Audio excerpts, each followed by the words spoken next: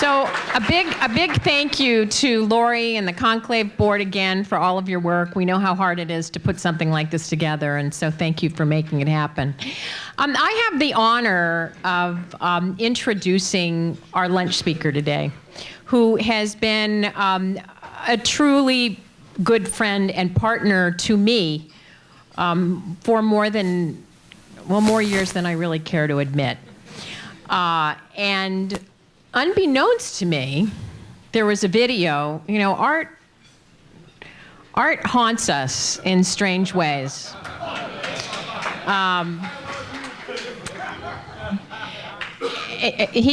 Art is, we think radio is ubiquitous, art is ubiquitous. But it seems that in 2007, which was just about 3 years ago, I had the pleasure of having an interview with Dan, and we're going to show a clip. But I'm going to have to walk down because I don't even know what's on the clip. But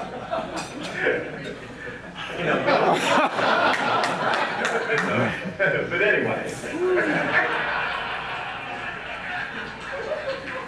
You know I love you anyway, all this right? time I've been saying I was 38. You're not supposed to do that. That's not true because I knew you then. Okay.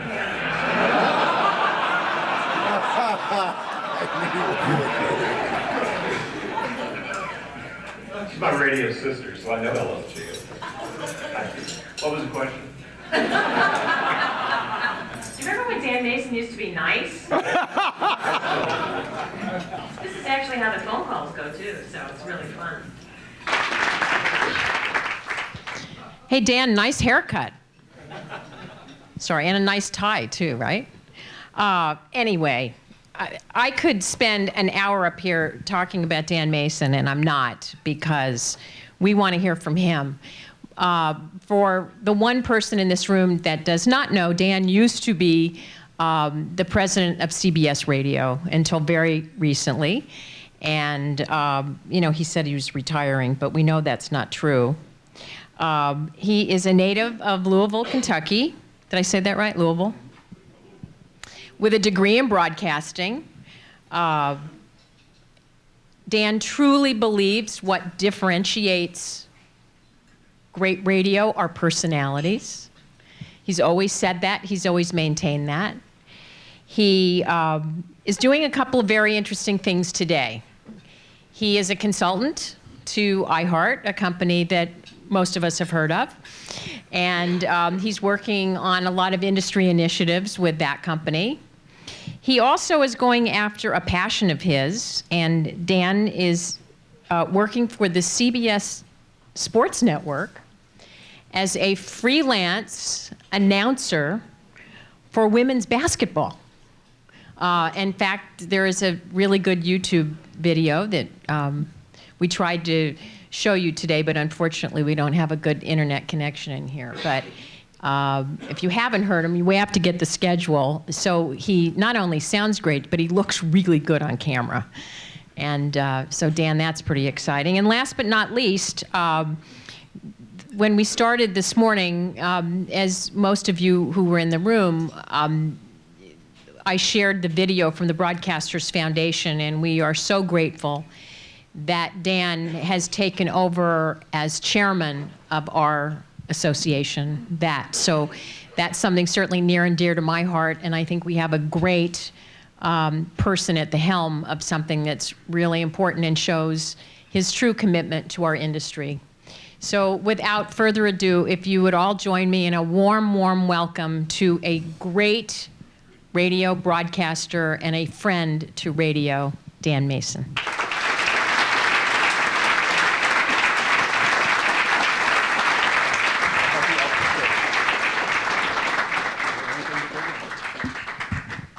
Didn't want anything to go wrong there, Erica. But thanks, everyone. I think the first place I want to start is talk about the Broadcasters Foundation a little bit. The Broadcasters Foundation gives about $800,000 a year in grants to broadcasters who need help desperately. And the Broadcasters Foundation is not an unemployment agency. It's an agency, it's a charity that helps people who can't help themselves. And these people are not all 80 years old. These are sometimes younger people who've been stricken by disease, who've had great careers, or were in the process of having great careers and got a bad draw of cards and are on their back, cannot work, stricken by cancer. And folks, I will tell you one thing about cancer. There was a period maybe 10 years ago where I thought we had cancer on the run, but it's back, and it's vicious, and it takes our people, it cuts our people's careers short, and our people need help. And there's two things I'll want to say before I launch into the radio part, but if you know of a broadcaster in need who has no support, who needs financial assistance, please let Erica or myself know. And if they qualify, we will get them help. And we can move fast, too. The funds are available for that. On the other hand, if you can help join us in helping these people, the amount doesn't matter. It could be $10, and I would be happy. Please join us and be part of this movement. So you need to know about this organization, because down the road, you never know. You'll know people eventually. If you don't know someone now who receives support from the Broadcasters Foundation, you will as you grow older. It's inevitable that it will happen, because it's the only charity that supports radio and TV people. So with that, Erica, you distributed things this morning, so I guess I can say I'm proud to be the chairman, and I'm proud to have board members like Erica and like Bill Hoffman at Cox and Jeff Schmollian at Emmis and some of the people who are associated with that. So let's talk about radio, and I'll tell you some things that I would stand up and say 10 years ago, 8 years ago, that I don't believe in anymore. I just don't. I made a mistake. And that's always fun to tell you how I was wrong. That's always, especially if they were CBS people. It's like things I told them and made them do. I said, oh, I lied. Any CBS people in the room today? No, ex-CBS people, I know.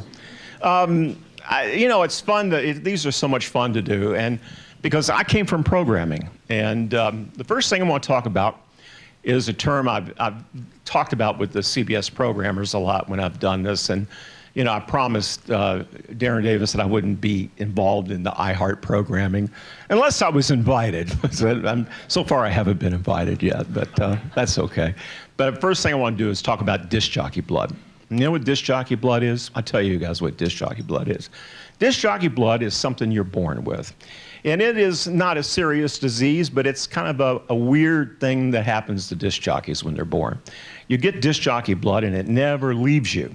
And it causes you to do crazy things. How many, I'm sure, raise a hands, and there's going to be lots of disc jockeys in this room, right? Raise your hand if you're a disc jockey. Okay, so everybody who raised their hand knows what I'm talking about. John Zellner, you have definitely disc jockey blood, right? Yeah. You have, and disc jockey blood makes you do dumb things. Like, for instance, in my life, I've had disc jockey blood all my life. So I'm now 65 years old, and in my life, I still go on the radio. So I can show a picture. I think where'd our guy go? Where's Drake? Where did Drake go? Is he here? Drake. Okay, pull up that picture of the morning show at. Oh, yeah. Okay. Okay, this radio station is WOCM, Ocean City, Maryland. And you can see I have my own shirt. And I'm part of the morning show. I go on the air whenever I'm down in Ocean City, because I own a home there. Now I tell my wife it's 6 o'clock in the morning. And I say, oh, Kathy, I got to get up. I got a remote I got to do this morning. She goes, what the hell are you talking about? I said, yeah, I'm on the morning show now there. When did you do that? Oh, a couple of weeks ago, I didn't tell you. I introduced myself to all the guys. But this station, by the way, has a beautiful control room. It's right on the bay and in Ocean City. And I even got my own shirt. I've got a place in the control room, and I've got everything. I go, and I got my own shirt that says Dan. Well, that's pretty cool.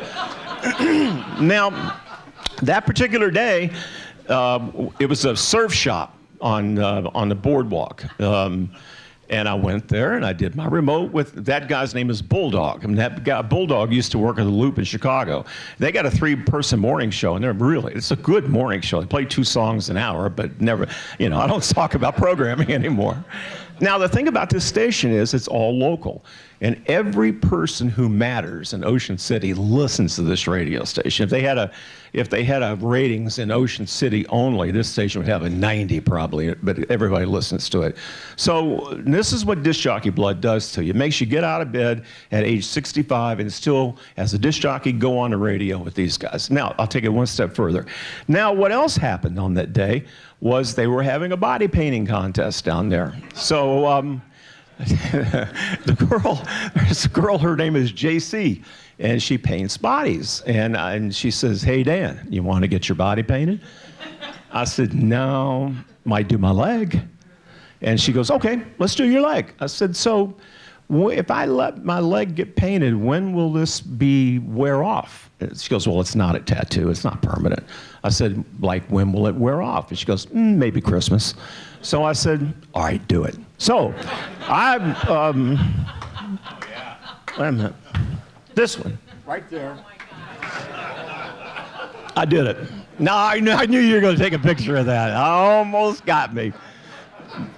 Oh, hell, I'll let you do it. Come on up here and take it. You can do it. All you guys, okay, that's fun. All right.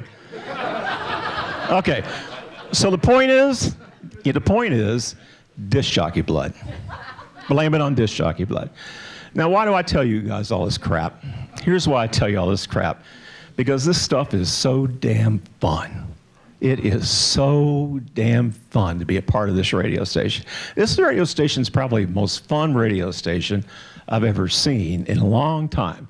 And this fun goes on all day long at this station. It goes to they're live till 2 in the morning. And it's embedded in this nightclub called Secrets. Anybody ever hear of Secrets in Ocean City? Okay, you know what goes on at Secrets. It's like a place, it's one of the top 5 nightclubs on the East Coast. And that's a pretty wild place. But the whole place is fun, and I want to be part of it. I want to be part of the fun. And when you listen to this station, it's not that it's not like it's programmed so well, so musically. I mean, any music guy could go in and pick it apart, and the ladies could say, "Oh, God, this is not right, that's not right." And they're probably right. But it sucks you in emotionally. It just draws you right in, and you want to be part of it. It's like listening to a family, and you want to be part of it. I mean, for God's sake, I let them paint my body. I let them paint my leg, and I'm like an executive. They're supposed to have been. So, I mean, and so I go home, and my wife says, "What in the world did you do?" I said, "Let them paint my leg." I said, "Are you crazy?" I said, "Yeah, I'm crazy." "Why did you do that?" I said, "Disc jockey blood did it to me." But my point is, this is what I don't believe anymore. Now I'm going to get to a point. I gave speeches so many times like this, where I would tell all of you, ladies and gentlemen, that you need to learn all these business skills as program directors. I would say, and do you know are you going to learn digital? Sure, you got to learn digital. Absolutely, you should learn digital. But I would say, and I would plead and say, you got to be good business people, all you programmers. You've got to learn the business, and you've got to learn the business of you got to go with the salespeople and go on business calls. You know what? I think I was wrong. You know what you got to do? You got to get people to listen to the damn radio. That's what you got to do. You got to get creative, and you got to make the radio fun to listen to. You got to draw people out. You got to suck people into your radio stations. And as long as there is a tower, as long as there's a microphone in your hand, you got a shot. You got a really good shot to do that. And all the stuff you hear, radio is dead, radio is this, radio is that. In that market in Ocean City, there's the 80/90 docket. When the FCC dropped in about 1,000 stations into a market not that big, there's so much mediocrity there that will put you to sleep. But there's also a couple of stations that are pretty damn good about sucking you in. So that's what your stations have to do. There's a bandwagon going up and down the road every day in every market. And bandwagons, I've given this speech to a lot of the program directors. Bandwagons are causes. Bandwagons are things that happen in a community. It might be a tragedy, but I don't encourage you to sit around and wait for a tragedy before you follow a bandwagon. Bandwagon might be a little league team that's about ready to go to some finals. A bandwagon might be something really eventful happening in your town, but you got to jump on it. You got to jump on it before anybody else does. You got to jump on it and ride it and ride it and ride it and make it bigger than life, because you've got the power of the microphone. Nobody else has that. So I would encourage that. Another thing I want to talk about is, why do radio stations fail? You know, and Greg and I, where's Greg at? Okay, Greg and I have had this conversation over and over ad nauseum. He probably doesn't agree with me, but that's okay. But I would say to Greg, listen, sometimes it's not about the disc jockeys here. It's the minute-to-minute programming of music. That's what's off. Sometimes as program directors, we blame all the air staff. And it's the minute-to-minute. It's like in basketball, there's shot selection. You know, a basketball team takes 100 shots, and then they go back and analyze the shots that they took. And 75% of them are horrible shots. The other team takes 100 shots, and they're under the basket. You see the X's, and they're around the inside of the three-point line, and they're in the paint, and they're high percentage shots, and they win the game. And translate that to music. They're hits. A lot of A's and no B's. But it's music selection, but yet somehow the air staff gets blamed. They didn't do it. I looked at the air staff as TSL magnets, and I looked at the music as Q magnets, kind of the way I looked at it. But another thing before I leave this topic about program directors, you know, the program directors who were my heroes were the ones that could go into a market on a station that wasn't winning and could win with the existing air staff. That, to me, was really cool, where nobody got fired, and could go in there and take an air staff that had a 2.2 share and take that same air staff and make them a 5.2. Wow. That person was a hero, because nobody got fired, nobody lost their house, no kids got displaced, everybody had a nice Christmas, nobody got jumbled, and everybody was happy, and everybody grew from it. That's a real program director to me. That person's a hero. I mean, I tried whenever I went to a new situation to work with the existing general managers. Did my best to try to do that. Unless they were just a total jerk, and then I had a problem. You know, then we had to talk. But I tried to do it with the existing people, and I hope that as your careers go forward, some of you do that too. Give people a chance. Don't make it just because you're going to change. Well, I get that sometimes in changing a format that you have to do that. But if you walk into an existing station that's losing and you're not going to change the format, make it about your ingenuity and your shot placement or your music placement, and give people a chance. I have to look at my little list. Can I have a 5-second water break, Erica? Oh, thank you. I want to talk about motivation a little bit, because Lori had that on her list. Social media, that was on our list. Talk about that. How are we doing on time, Lori? How are we doing on time? Good? Okay. One thing about radio that I don't want you to forget ever, that it's such a call to action medium. You can make great things happen. You can call people to just about anything you want to happen, because you got the power of the microphone, you got a transmitter. You can save lives, you can get aid to people, you can do lots of different things that a lot of people can't do. Pandora can't call people to action, they can't do that. I acknowledge Pandora's there. I give them credit. I mean, they're there. Satellite radio, I don't think they can call people to action, but calling people to action in a community, you can do that. All these Minneapolis good program directors, you can make anything you want happen in Minneapolis that you want. That's pretty cool. Even more so than television, because radio is so immediate. Call people to immediate action. And talk a little bit about motivation. That's on her list. Do you think that when I've read this article, and it was really good, when they motivate Johnny Carson, how they do that? Do you think that they tell Johnny Carson that, hey, Johnny, there's this lady in Des Moines, Iowa. I just opened her letter up. She said the 3 bits that you did in the opening monologue, she thought they sucked. It's not how they motivate Johnny Carson, not at all. What they do is, hey, Johnny, those 3 bits they did, this lady in Des Moines, you knocked it out of the park. And that's how they do it, because they get him producing more and more of what he does good. They don't really set him down and tell an air talent, especially a high caliber air talent or a morning show. They don't motivate by telling them what they do bad. They tell them what they do good, and they keep producing the good and over and over and keep producing that way. So when you get that air staff, especially at this level, where they are now, you got to do it that way rather than the other way. I saw a good show that Joe Namath did. You can like Joe Namath or not like Joe Namath, but he's pretty good. He was a pretty good judge of coaches, all the coaches that he's run into along the way. Maybe a lot of you have seen the same interview, but he was talking about Lou Holtz.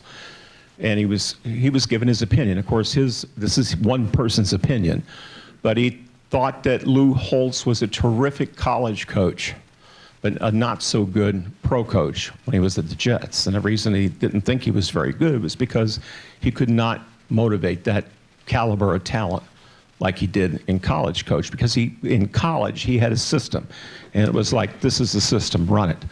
But when you get to the New York Jets, it was like, you're different, and you're different, and you're different, and you motivate people 100 different ways rather than off one sheet of paper. And I think that's the way it is with air talent too. Especially at the major market level, that they're all different, and you got to treat them differently, and it's not one size fits all. And for those of you program directors who are major market program directors, I'm sure you agree with that. I'm not telling you anything that for the first time you haven't heard.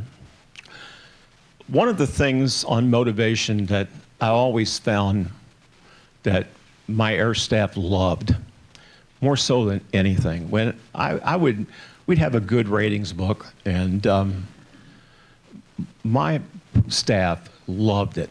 And this is so damn simple, but they loved it when I would take them to dinner and the general manager was there. That meant so much when the GM actually took them out and picked up the bill. You wouldn't think that, but it was the general manager sitting there telling them thank you. Beyond me. I could tell them thank you, and they believed me sometimes, most of the time. But when somebody higher up over my head sat there and told them, like for a Kevin LaGrette to sit down and come into the market and wherever he is and take a jock staff to dinner and say, you know what, you guys knocked it dead this time. That goes a long way.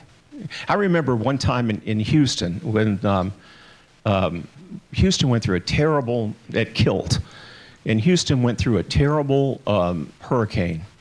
This probably was, I don't know, Greg, maybe 5 years ago when they went through that terrible hurricane. And Rowdy Yates was in the control room, and they had the Kilt, and they got boarded up in the control room for a long time. They were there maybe 2 days, 2.5 days, and they suffered, and they kept getting what they could to eat. And I told the general manager, I said, you know what, when I come down there the next time, you go back there and tell all of them that we're going to dinner. We're going to go have drinks, and we're going to have dinner. And I thought, they didn't forget it, of course not. And I did that, and you know what, years later, I still see that on Facebook. They still talk about that. I saw it on Rowdy's Facebook page not too long ago. And they still talk about that. And I know how much that meant to them. And anytime you guys as regionals or market managers can do that, it's worth its weight in gold. Or even people like yourself, Tony, in that EVP position, or Greg in your position, or Brian in your position. Anytime you guys can do that, that's the best gift you can give. It's that kind of the gift that keeps on giving. They'll never forget it. They'll just never forget it. A little bit about social media, and then we're going to do some Q&A here. I think iHeart, and when I was at CBS, I watched iHeart develop this, and I think that they were really good and way, way ahead of the industry. Actually, and a lot of things that I would teach our people to do at CBS, I learned from iHeart. They were great at using social media to extend an event. That was the whole theory. Now, I didn't read that anywhere. I just watched. And what they would do, no matter what event they had, it went to social media, and that event got a new life. And that was impressive, because then they would build a secondary and tertiary audience behind that. And when you try to explain that to an air staff, it's like, social media this, social media that, I can't do this, I can't do that. But it's the same thing with podcasting. All you're doing is building a secondary platform for it to extend life. Because obviously on podcasting, you're live that day, and what you want to do is to give it to another audience that couldn't access it the first time. And that's what you're doing with social media. You're just doing nothing but taking the event at the time, whether it's a concert or whether it's a promotion, and giving it a shot on a secondary basis, and in some cases a tertiary basis, to bundle up all those numbers and keep bundling in and to make it, to grow the audience larger. And that was impressive what they did, and I give them credit, because they taught me a lot watching it, and we would take what we learned from them, and I think we grew our situation from them. So that was really good. I believe from the headline part, I've covered everything that I've wanted to. We can ask some questions and get into some. First of all, thanks for making the decision to bring CBS FM back in New York. And Greg knows that was one of the probably the biggest launches we'll ever see in the history of our careers. And it was even funnier that day when we were going through the music list. I thought we'd have a big disappointment, or a disagreement on how to bring it back. We only disagreed on 2 records. Wham! Wake Me Up Before You Go Go, and Tony Orlando and Dawn, Knock 3 Times. You wanted Tony Orlando and Dawn. No, I hate it. So that's, I go, we're good. So, but I was really curious about your disc jockey blood. How nervous were you when you did your first basketball game on TV? Was that more difficult than your first time on the radio ever? Yes, worse, because I had so much to lose at that point. I was nervous. Because, the first time on the radio, I didn't have a lot to lose, because, nobody was listening to me. Well, it's true. Nobody cared. But this time, you had, and not from a monetary standpoint, but from a professional standpoint, I had these guys at CBS Sports. I mean, they took a shot on me. They took a chance, because I did very little to no TV. I did radio. When I was at Eastern Kentucky, I did play-by-play and during my senior year, but I was starting all over. And I had a lot. When you start all over, oh boy, if it's zero all the way down to the bottom. And I don't care what your name is, and neither do they. You're at zero. And you think some producer at CBS cares where I've been and what I did? Absolutely not. You're down there with everybody. So, yeah, I had and then if I screw up, oh man, I'm never going to hear the end of it. Now maybe nobody cares there either, but I cared, and it was looming huge. I mean, I lost 33 pounds from the time that I knew I was going to do this to the time I did it. And it wasn't because I was frightened to death. It was because I wanted to put my best foot forward. I wanted to be as good as I could be. And that's why I did it. I lost the weight because I was only going to get one shot at this. And if I screwed it up, there's a lot of pressure. There's more pressure than I've ever been under in any time in my career. It was like, and I was like, I would talk to people. It'd be like if you were the weekend jock at WLS in the 70s. And you were going to go on the air at WLS for the first time, and all the normal guys doing the shifts were listening to you. You ever had that feeling happen to you? Some of you worked at those big stations that, where you were weekend guy, and then all these big guys were going to listen to you, and you're like, oh God, but they must think I suck or something like that. So it was nerve-wracking. Want to try it sometime, Brian? I know a guy. Yeah. I can get you that job. Who's next? I am Tony Wakes from NRG Media in Wausau, Stevens Point. We've seen a lot of articles from Nielsen saying that millennials listen to the radio. We've seen all kinds of articles from other sources saying millennials never listen to the radio. And the truth is, I'm not sure where the truth is. And just anecdotally, it seems like all the young people only look at their phones, and nobody really listens to the radio in the way that perhaps we did growing up. What's your opinion of this and what this means? And you said that who doesn't listen to the radio? Millennials. Millennials don't listen to the radio. Okay. Well, I will say one thing I noticed when I was looking at this tape to pick out the thing that Eric and I had. I made a comment on there that we have been out of the 12 to 24 business for 30 years. I said that 10 years ago. And because the agencies were so crazy about 25 to 54 adults, and they've just pushed us into a place for that. I think it's gotten a lot better now. For somebody to say that nobody listens, or 12 to 24s, or young people don't listen to the radio, when we put on AMP in LA, that suddenly got a cume of 3 million people in a very short period of time. Where do those 3 million people come from? What did they do? Just fall out of the sky? That would be an answer that I have there. 3 million people in a very short period of time, and nobody listens. No young people listen to the radio. I don't know. You tell me. How did that happen? I don't know where the 3 million people came from then, if nobody listens to the radio. But I will say this. That program directors, if we don't have something there for young people to listen to, they just don't automatically show up for no reason. It's not like we are a utility.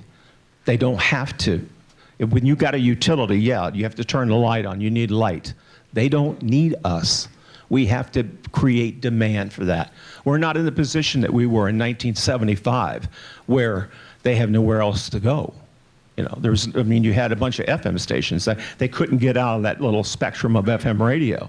Not the case now. You've got streaming, you've got Spotify, you've got Pandora, you've got a multitude of choices. So we have to create things like that. And you see there's companies now that are creating opportunities for that, whether it's a platform, whether it's on air, whether it's concerts. But our job is tougher now. But we have to be more creative. And that's why I keep coming back to this thing about, I don't care if you guys are business people anymore or not. I was wrong. You go back and tell your presidents and CEOs, you go hire somebody else for that job, business job. Go get somebody else to do that. There's plenty of people that graduate from college, or really smart people that can go make sales calls with the sales department now. You don't need to I don't want you to do that anymore. I don't think, poor Bob. Bob's listening, he might not agree to that, but Jenny Hubbard may not agree to that. But that's the way I feel. And just because I say it doesn't mean it's going to happen. But that's the way I feel. Go get somebody else to do that job. You need to get somebody to listen to the radio. That's your job. And that's where we have to go. And the millennial, they're part of that too. So if we don't do that, we're not going to have listeners. And it's not an automatic anymore. We're not a utility anymore like we were in 1970. So that's my story. I'm sticking to it. Hey, Dan. Steve Mills.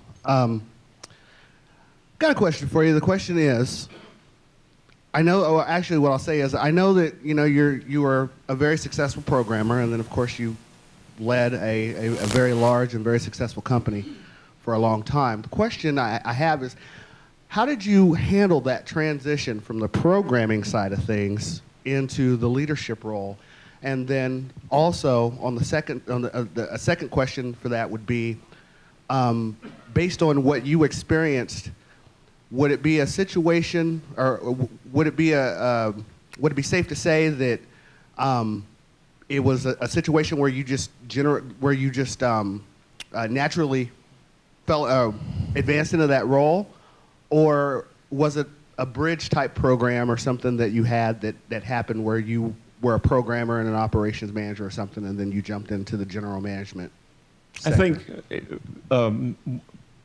I think that one thing I always had was, along the way, was the ability to get ratings. I don't know, and that helped because everybody wants ratings. And the second thing I think is I was never prepared at any time to get the job that I got. Never. I mean, when I was the only job I was probably prepared for was when I got a program director's job, when I was a jock. I went from a jock to be a PD. And I take that back. I was prepared to go from a program director to be a national program director. I wanted to be a general manager because I got damn tired of watching the salespeople drive all the nice cars. And that's true. My car would break down all the time, and I got tired of watching every BMW go out of the lot, and I had a '67 Chevrolet, and I didn't want to deal with that anymore. So I thought, I want to do that too. But I never gave up the programming part, and I always got hired because I was a programmer at heart. So, but I really wasn't prepared, and the first job I got as a general manager was at KTSA and KTFM in San Antonio. And I just got lucky because they wanted a programmer to run that. I replaced Ken Dow there, who was a really good Texas broadcaster. And my first job as a PD was also national sales manager. I didn't know anything about national sales. So I show up the first week, and here again, they did not care who I was. They didn't care they didn't even know what WPGC was, the people who worked there. It's like PCC, what station did you come from? WPGC in Washington, never heard of it, okay? So I'm on the phone now with our national rep at the time was Blair, and they were damn good. They were really good, and I was damn bad at what I did. And you know what I did? For 6 months, I would say, the national rep would get me on the phone. Hey, Dan, how you doing? Hey, buddy, how you doing? And guys are New Yorkers. Hey, how you doing, buddy? Good. Gotta buy up 72 grips, blah, blah, blah, blah, blah, blah, blah, blah, blah. And what do you want to do here? What do you want to quote? I'd say, what do you think? And they would tell me. And I'd say, let me look over there. I'll call you right back. And I'd run down the hall, and I'd ask the sales manager, and I'd call back and say, that sounds good. Let's go with it. And I did that, and finally I got my sea legs, and I made it. I got it down. Okay, that went on, and then I went to Houston, and then I became the executive vice president, and then I started having to deal with bankers. I was not prepared for that. Never prepared for that. And I remember giving a presentation to, I became president of the Cook Inlet, and I started giving a presentation for bankers. And one of our investors, it was Whitney, Whitney family, I told the bankers about how it was kind of bad news, gloom and doom. Second quarter was going to be really tough. He pulled me aside and he goes, Dan, come here.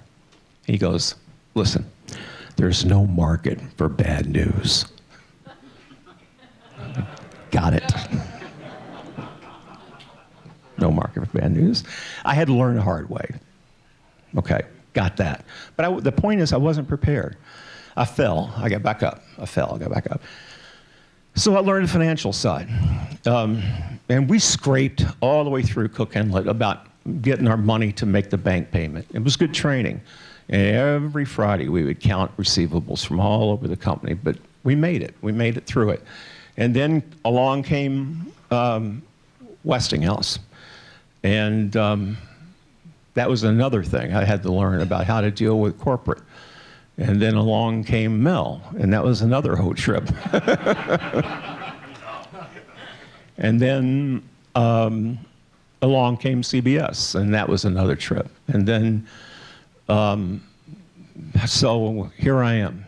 So it was just a series of constantly trying to improve yourself. And now here's basketball. And now here's horse racing, which I do for NBC. And it's just always keep evolving, you know, always try to learn more and just work hard, work hard, work hard, and keep evolving yourself. If you work hard, you'll get there. You absolutely will get there. I guarantee you will get there if you'll just keep working hard. Because you know what? The hare never wins this race. It's the turtle that wins the race every time. Always remember that. A turtle wins 100%. So sometimes when things look flashy, whether it's a digital platform or whether it's a new product or a different format or a new employee, the turtle always wins. That's a good headline, by the way. The turtle always wins. Hi, Dan. Sean Quinn from GenX.fm. Had a question for you. Talk about DJ Blood that has really led your career into doing all these different things in broadcasting, but it comes back to the DJ Blood. Go back to your days on air. I know you have a lot of crazy stories, and one that I share a lot with people is skydiving. There's no feeling of seeing your wife sucked out of a plane before you and hoping, I hope she's okay. What's one of your craziest stories that you had back in your on-air days? I drank, I was in a Mr. Pibb drinking contest. That's true. Remember when Mr. Pibb came out? It was like in probably about 77. I drank a case of Mr. Pibb and I about tore my insides out. Yeah, I did it all for like a $25 gift certificate to eat at a restaurant. I did that. Really stupid. And I could not walk for like the whole weekend. It hurt me so bad. I did it. I took it for the team, though. I made my radio station happy. Yes, sir. I absolutely did. Rode a Ferris wheel for 5 hours. I did that. I dyed my hair green and white because I ran this promotion that said, I will die for your school. So I dyed my hair green and white. Probably one that ended up attributing to my divorce from my first wife was I said, I was doing 6 to 10 at night at Z93 in Atlanta. I'd say, all right, now, hey, tonight you can call me at home. Now, that was a good bit, right? Call me at home. I had a phone line with a red light installed in my closet to where the listeners could call me at home. Boy, that didn't last long. That did not last long. That was trouble. That lasted about 30 days. That had to go. I didn't expect the volume or the kind of people who would call me at home. Hey, Dan. Dan Spears from BMI. How are you? We've all been reading about the spin-off of CBS Radio, and I'm curious from your perspective, once that's accomplished, is that just purely a business transaction, or do you think we as listeners and as industry folks are going to see a marked difference in how those properties are run because of perhaps the freedom that's allowed to them as being a separate division? Gosh, I don't know. I can't imagine that it would make any difference in the sound of what you hear. You know why? Because no matter what happens on the outside, the people who run those stations, they're as professional as they can be. You know, I can't imagine 1010 Win sounding any different, no matter what the situation is. I can't tell a difference, and no matter, like, 1010 Wins doesn't sound any different to me, whether I was the head of it, whether Andre Fernandez was the head of it, no matter the person before me who was the head of it, all the way back to Dick Harris was the head of it. It still sounds the same to me. And I just cannot imagine that there would be any sound of the way any of those radio stations to the listeners and to us will sound. No matter if it's an IPO or not IPO, I just can't imagine that would happen. That's my opinion. I just can't imagine it would sound any different. And that goes for whatever happens with Cumulus, and that what goes with whatever happened with iHeart. I just can't imagine they would sound any different. The sound of them. You know, I don't know what happens business-wise. I have no clue. You know, I'm a programmer. I'm a disc jockey, for God's sake. I mean, you know, you laugh, but that's true. I don't know. I do know about the way radio stations should sound. I do know what good radio is and what bad radio is. I do know that. Now you're in my wheelhouse there. I mean, as far as the Wall Street stuff, can't help you. But I can tell you the way program directors should program radio stations. I can tell you what is good radio. And I can tell you that we have got to be creative. We have got to go out and we got to seek out people to get back to the radio. Radio will not die on its own. It dies because of lack of creativity. That's the way it has to work. And as long as this thing is there, and as long as there's a stick in the air, there's a heartbeat. And you can change that right away. Got the ability to go right back to your office today and change that. And it comes quick with your idea. One thing I want to make a point on before we get to another question. How are we doing on time now? We have about 5 minutes. Okay. Imagine if you were hired by the ALS people and you came in your first day to work. I'll pick Erica here as the new director of ALS, and Erica sits down and for her first day of the job, and she goes, you know what, I'm glad to be here, but you guys know what you're up against because donations have been down for all the market.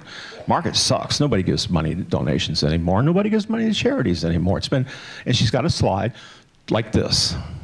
Listening, I mean, it's down. Nobody's giving any money. And they'll say, what the hell we hire you for?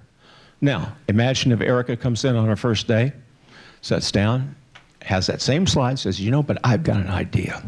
I've got an idea about this simple idea, and it's about people dumping ice over their head. Wow, really? Now that's kind of dumb, Erica. You sure about this? You know what? This is so simple, it's going to work. And the rest is history. Imagine that. One simple idea turns the whole fate around. Why couldn't a radio station have done that?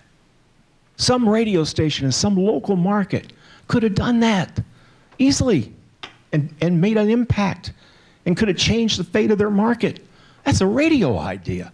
Radio disc jockeys do that kind of stuff. That's what disc jockey blood does.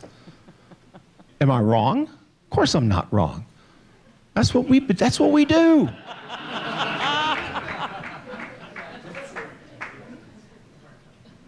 That's great. We have one last question over here to your left.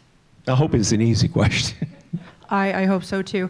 Hi, I'm Holly. I'm the program director at WSOU. And my question is, since we are both programmers at heart, what advice do you have to college students that are just getting their feet wet and are still really learning the experience and are still learning the business?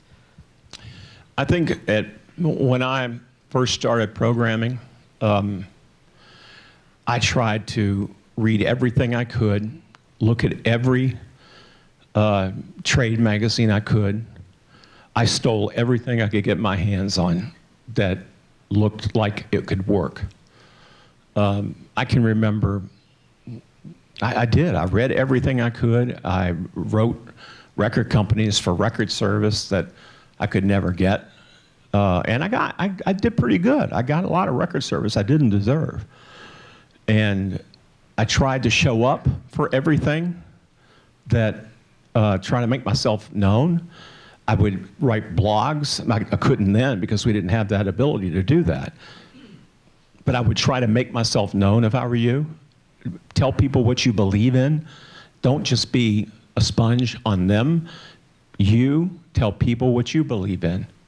And the chances are, and this is important for program directors too, if you believe in something, chances are there's other people out there who believe the same thing that you believe in. And other people will follow you. So I would do that. It would be a really intense two-way street. One way out, let people know what you believe in, and then the other way back is to suck up as much as you can to determine what is a good and what is not so good for you to steal. So I would do that. Well, it's been a great fun today, and I'm glad you got to see my body painting. Could we have a big round of disc jockey blood applause for Dan Mason?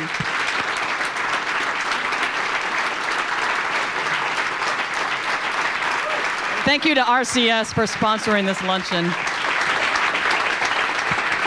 Thank you. Enjoy the rest of your conclave. It's been fun.